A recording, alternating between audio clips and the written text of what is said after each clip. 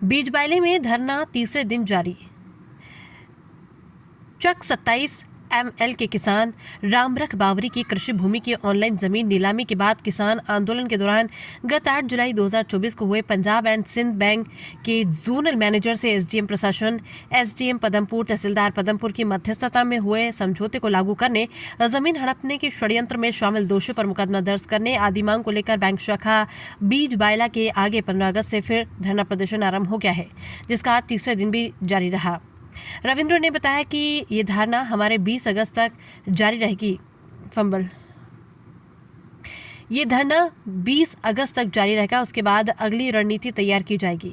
अखिल भारतीय किसान सभा ने आज वही चेतावनी दी है कि 20 अगस्त को पीड़ित किसान का पूरा परिवार मरण व्रत पर बैठेगा और आंदोलन को तेज किया जाएगा। किसान सभा के जिला प्रवक्ता रविंद्र तरखान ने कहा कि गरीब किसान की 18.5 बीघा नहरी जमीन को डीएलसी रेट से कम दाम में नीलाम कर बैंक के कर्मचारी ने ही हड़प लिया।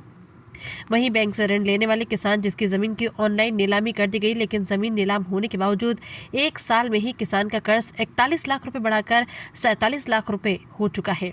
उन्होंने आरोप लगाया कि तत्कालीन बैंक के मैनेजर, मुख्य प्रबंधक केशर व एक कर्मचारी ने मिलकर गरीब किसान की जमीन हड़पने के लिए षड्यंत्र रचा।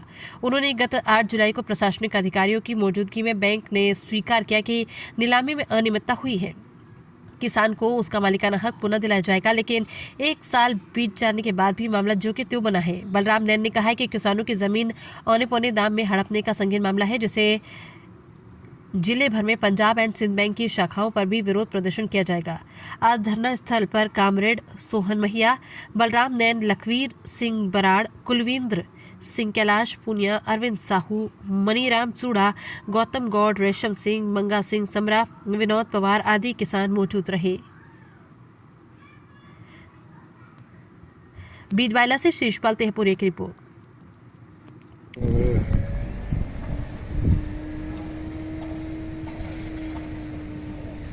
तो 200 बताइए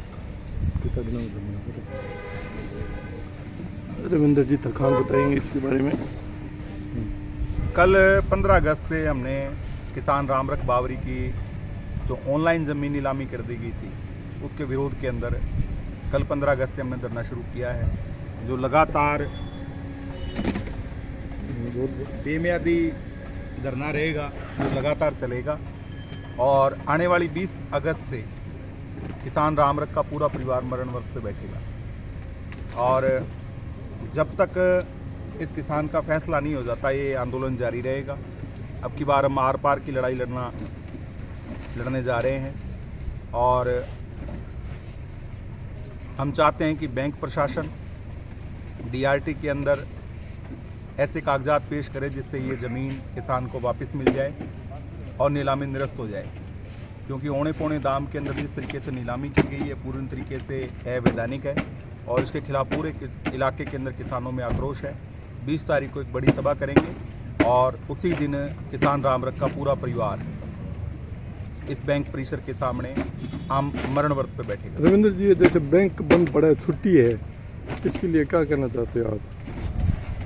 देखिए, हमारा मकसद था कि हम 15 अगस्त को जिले के प्रशासन तक ये बात पहुंचे। ठीक है। आज़ादी के दिवस के दिन हमने धरना शुरू किया जानबूझ के और हमें आने वाली 20 तारीख है वो डीआरटी के अंदर सुनवाई की तारीख है। उस तारीख के ऊपर बैंक क्या कुछ करके देता है ये हमने धरना इसलिए शुरू किया है कि उनसे एक प्रेशर बने ताकि वो जल्द से जल्द किसान रामरख को न्याय दिलाने के लिए जो भी कागजात ज़रूरी कागजात डीआरटी में देने हैं वो दे के इसकी नीलामी निरस्त कराएं। इस बात को लेकर हम 15 अगस्त से ही बैठे हैं और 20 तारीख को अगर कोई निर्णायक बात नहीं होती है तो निश्चित है कि 20 अगस्त को दोपहर बाद में हम मरण व्रत शुरू करेंगे। ठीक है रविंद्र जी, धन्यवाद बहुत बहुत।